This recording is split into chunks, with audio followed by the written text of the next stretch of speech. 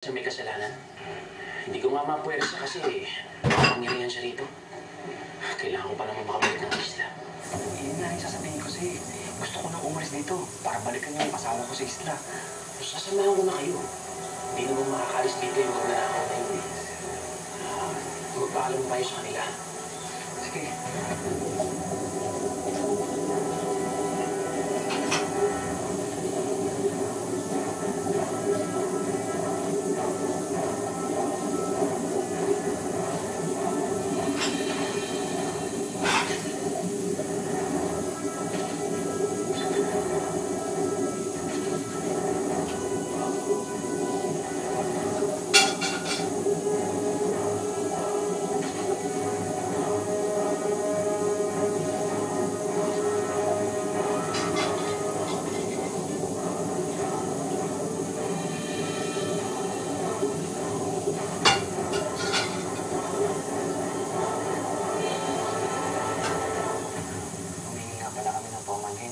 Kailangan na namin kasi umalis eh.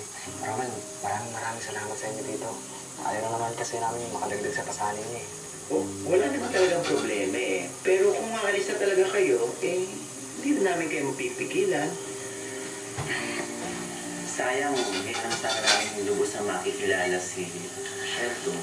Mang Tonyo, saan ba kayo lilipat? Nang madalaw-dalaw naman namin dun si Sheldon, Estes, siya pala. Kailangan pa talaga ngayong lumipat?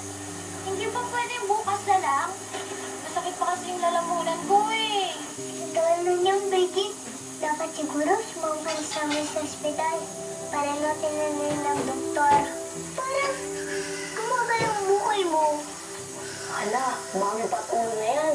Excuse me? Manakot ba? Sandali lang, Brigitte ah. Kagagalaw. Pucha, ilat ka, pabubulok yung punto ko yun.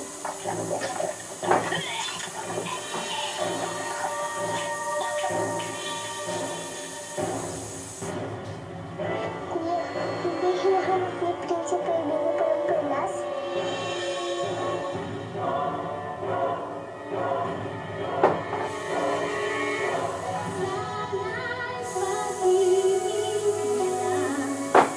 I love falling in love all over again. That's why I'm going watching my favorite Ang sipag! Hi! No way, man.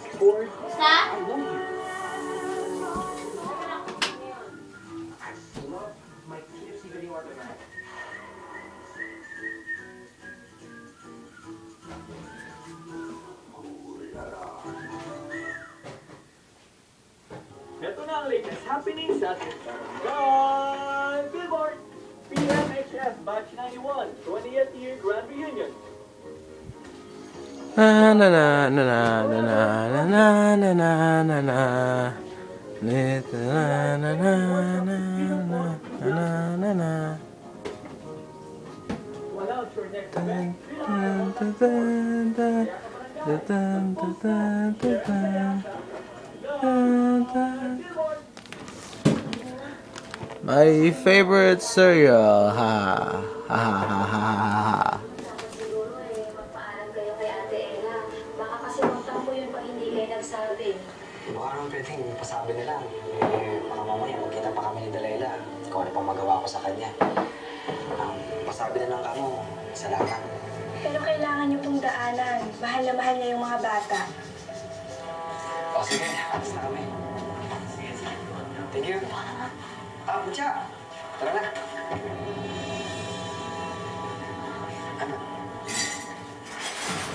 Maraming salamat sa inyo. Maraming salamat. Dad, you want me to put the computer in your room already? Akala mo na tuloy nila. Ha? Uy, ka na pala. Ano yan? Lapida. Lapida? Sino namatay? Papalitan ko yung lapida ng anak ko, Mama. Nakausap ko si Mang Tonyo ng isang araw, di ba? Totoo nga daw napatay na ang anak ko. Gusto ko sana kahit sa pagpapangalan man lamang alam ng anak ko na minahal ko siya at hindi ko siya pinabayaan. At saka, Mama, bakit hindi mo man lang sinabi sa akin na may sakit pala yung anak ko? Sakit? Ano sakit?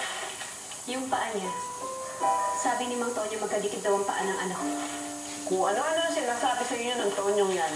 Mama, totoo ba? Cordelia. Ba't kadikit ang paa ng anak mo na parang sirena? Wala namang problema sa meron sa bahay natin. Kaso nga lamang, si Delaila. Di po ba talaga ako pwede magpaalam kay Ate Ella? Kahit sandali lang po. Baka kasi hindi na tayo makabalik dito eh. Sana nga makabalik pa tayo rito.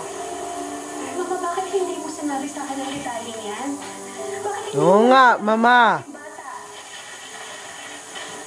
Dahil anak mo mabuhay pa kahit ipagamot ko. Bakit mo sasabihin ko sa'yo, eh wala na siya, patay na siya, Cordelia. Dahil ako ang ina, Mama. Ako ang ina. At importante sa akin ang detaling yan dahil hindi ko man lang maalala kung ano itsura ng anak ko. Tama. Kahit mukha pang unggoy ang anak ko. Kahit duling pa yan. Kahit dikit-dikit pa yung mga daliri niyan. Importante sa akin ang impormasyon na yun dahil anak ko siya. Go, girl!